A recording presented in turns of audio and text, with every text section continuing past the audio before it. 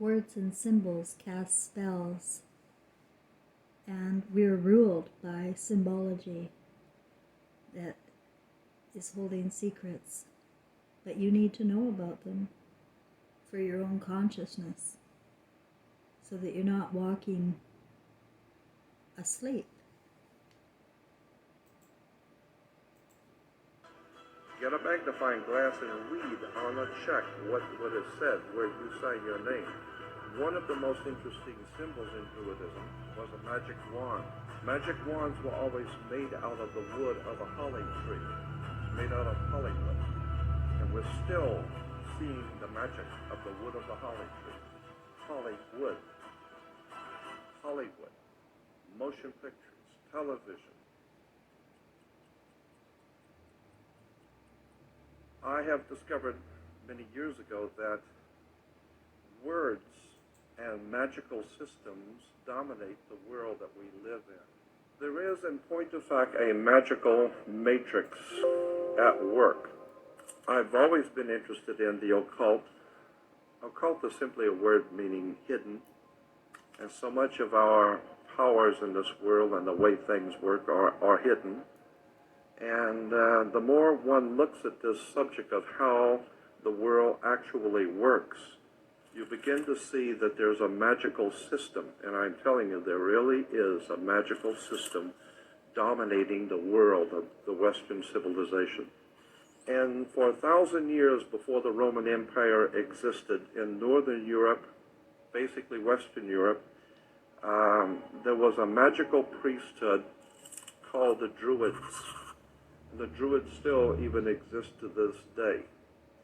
And it was a very legitimate political, social, educational, religious institution dominating Europe for thousands of years.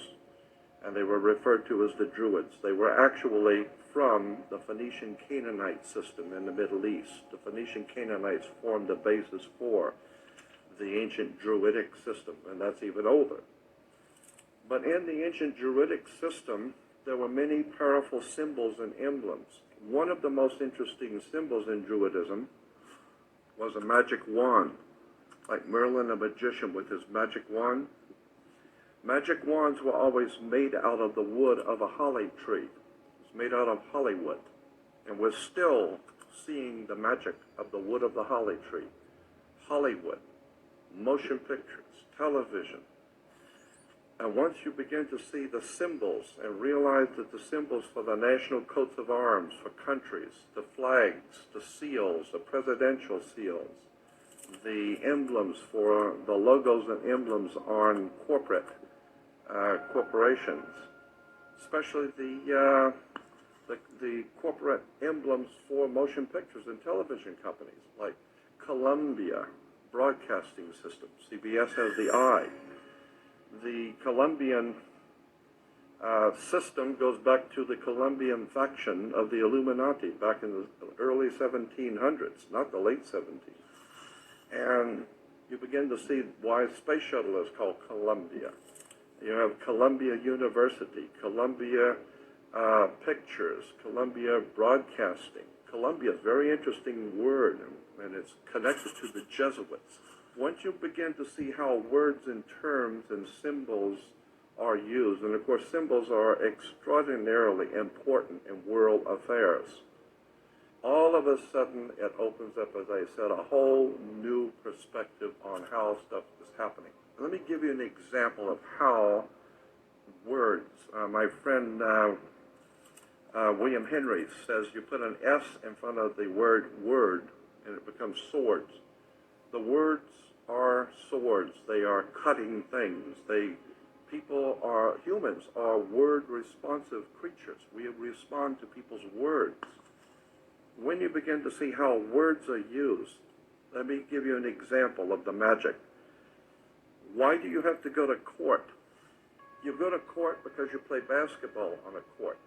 You play tennis on a court. How do you play tennis on a court? You play with a racket. Why? Because the people that develop it know it's a racket. That's where we get the term. Consequently, you need to understand that the words which are used by the systems under which we live are not by chance. In a court, the whole idea in a court is to put the ball back in the other guy's court. So this team of attorneys, they stand up and throw the ball back at the other team. Now the ball's in their court. They have to get up and throw the ball back into that court. The judge wears a black robe. Why does a judge wear a black robe? Well, the same reason Catholic priests wear black robes. Rabbis wear black robes. You wear a black robe. For many years, young people graduating from university and college wear a black robe. What's this stuff with a black robe? Let me give you an example of how this stuff works, and it's a very quick example. There are two basic kinds of law under the law of magic. There are two kinds of laws that govern the earth. One is called the law of the land, L-A-N-D. And we've heard that term, law of the land. Why do you use that term, the law of the land? Because that's where people live, is on the land. But there's an opposing law which is far more important, far more powerful. It is called the law of water. It was developed under the old Druidic system in Europe, which can trace its history back through the Roman Empire, through the Vatican, and ultimately back to the Phoenician Canaanites and the Middle East, of what we today call Phoenicia. Cana was called back what we call today Israel and Lebanon. Syria, that was called Phoenicia, Cana. And the Phoenician Canaanites, the very word Cana, which we've all heard in relation to the Bible, Cana is a Phoenician word meaning bankers, merchant bankers. Well, the Phoenician Canaanites set up a system of merchant banking and had their Phoenician Canaanite symbols and words connected to their societies, their banking societies. We're talking about in the Middle East. And then through the Greece and ultimately through Rome, and then into Britannia, and ultimately into this country comes an ancient Druidic Phoenician Canaanite magical system of finance, education, and all of it is right in front of you. But if you don't understand what the words are and what the words mean, you're never going to figure out how this stuff works. We all have a cursory understanding of what we think is going on. That's not it. You need to understand that when even on your check, when you're writing a check, the place where you put your name on a check, look at that line, what you're signing on, and get a magnifying glass, and you will find that's not a solid line to sign your name on. That is written. It's a typed written sentence that's been honed down to microscopic size. Get a magnifying glass and read on a check what is said where you sign your name. That's why the attorneys tell you, you better check the small print. The small print is ultra small. Where you sign your name on a check is saying something. Go back and read it. You need to understand that according to the old Phoenician Canaanite system, which we call today our judicial, educational and judicial system, there is no law in this country or in the Western world, no law, federal, state, county, city, commercial, it makes no difference. There is no law on the books anywhere in this country that applies to you as an individual creature. There is no law, because the people who designed the system thousands of years ago realized that there's two of you. There's the one that your mother gave birth to, that God created, so to speak, and even your mother didn't know what you were doing. Even your father and your mother have no idea what you're thinking or what you will do. You don't even know. So consequently, they have no control over you, your flesh and blood self. But somebody has to control this show, and so consequently, the ancient Phoenician Canaanites developed a system by which they would assign to every person a second you. And this is the way it works in America. There is two of you. Just as there are two states in this country, of every state is two states.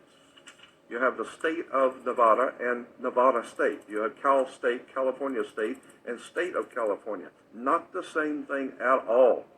California State, according to the law, is one thing. State of California is totally different. Has nothing to do with each other at all. It's the difference between being a lawyer and an attorney. Has nothing to do with them at all. It's totally separate words, means totally separate things. Consequently, when you understand how words and terms are used and symbols are used, then we go back to the idea of the court. And as I said, there is no law in this country on any books that applies to you. None. All law in the Western civilization applies only to cooperations, co-ops. All law applies only to corporations, period. Across the board. No other, end of sentence. Consequently, there is no law that applies to you personally, so consequently, the system has made each one of you a corporation. And how now do you distinguish which one, when someone's addressing you, that they're addressing you as the one that your mother gave birth to, or the corporate you? Very simple. According to British law, when you sign your name, upper and lower case, that is applying to your body. Your flesh and blood self is spelled, according to British and American law, upper and lower case, capital letter, lower case. That's you, your personal self. There is no law that can be applied to an upper and lower case name, period. No law at all can be applied to an upper and lower case name because there is no law over you.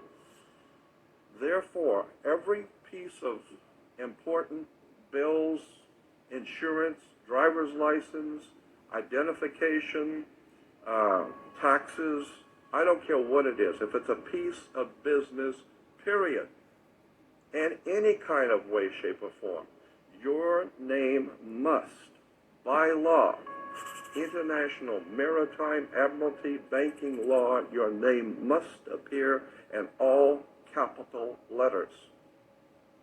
You will never get a bill or anything that has your name upper and lowercase because there is no law that applies to an upper and lowercase name, period.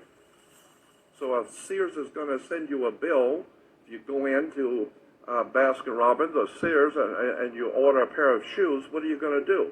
They're going to give you a ticket, and you're going to put it on your bill, and then they're expecting you to pay the bill.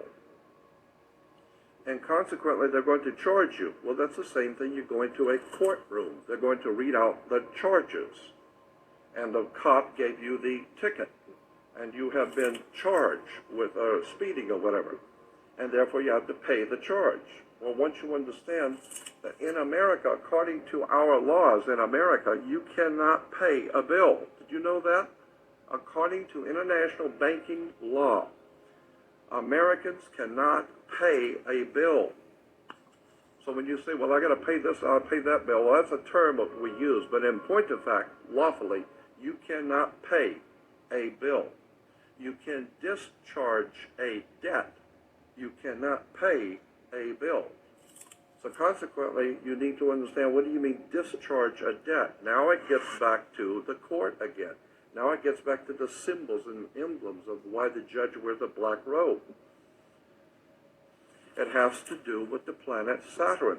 Saturn is the god that inhibits. He's the inhibitor and the law god, the god of law who inhibits, who holds back. He holds back everything. It teaches you a lesson the hard way. Saturn. And women were told in the ancient world to listen to their god Saturn, who incidentally was called Lord of the Rings. Okay? And consequently, they're still making movies in Hollywood on Lord of the Rings, the planet Saturn. Women were told to listen to their god, the Lord of the Rings, so they were wearing an ear ring. Men were to get married before Saturn, their god, so they would wear a wedding ring. Consequently, the king would be crowned before Saturn. Saturn would be the round crown, or the corona, the ring. Saturn, the god who is the inhibitor, the god of occult law, the mystical god Saturn, Lord of the Rings, who is in charge of and controls all occult law in the universe. This is why today we know that Saturn was referred to as El, E-L. El is a name that was given to the planet Saturn. And therefore, if you were worshiping Saturn, You represent the law. You are referred to in church today as an elder. How did you get to be an elder? You got to be an elder because you were one of the elites. How did you get to be an elite? You got elected because through elections, all of our system is based on occult, mystical words and terms going back to the planet Saturn, going back to the Phoenician Canaanite system of banking. Incidentally, where do you find a bank? We go to banks all the time. Where do you find a bank? Banks are on both sides of a river. They're called river banks. What does a river bank do? It directs the flow of the currency. Your money is referred to as the currency. This is why when you go to court, you have the current, electricity, because it's the juice. And if you don't have the juice, you don't have it. So if you don't have the juice, you can't capitalize. And the capital is a Latin word, meaning money. There's a very sinister, frightening, interesting symbolism that has been imposed upon this country, and the people have no idea in the world what's going on. All goes back to the Phoenician Canaanite system, ancient Phoenicia, ancient Babylonian Sumeria, and this is why the work of Zechariah Sitchin is so important. This is where the kings of England get their concept of the divine right of kings. What are you talking about, divine right? All of this is part of a subject which I call ancient mysticism that dominates the West. Well, that's fascinating. I love finding evidence that supports my feelings about the word being a spell and my fascination with words when I came to Quebec. Another one here besides je suis, meaning I am, which looks very close to Jesus, is bonne journée. They say bonne journée here in Quebec everywhere, and it means have a nice day. But it doesn't mean have a nice day, and my spirit knew that as I was walking around Quebec City, all these people saying bonne journée, bonne journée. They're saying goodbye. And I looked at the songs, the lullaby songs in Alouette and Frere Jacques, and I can see Alouette is about taking your senses away. They're going to take your senses away, your head away, your nose. They're mocking us with the word in our lullabies, in our cartoons, in Hollywood, in the movies. They're mocking us as God's children. Are you sleeping? Are you sleeping? Brother John. So I found that fascinating. Now this guy, where does he come from? I found that on Fearless Nation on BitChute if you want to go look.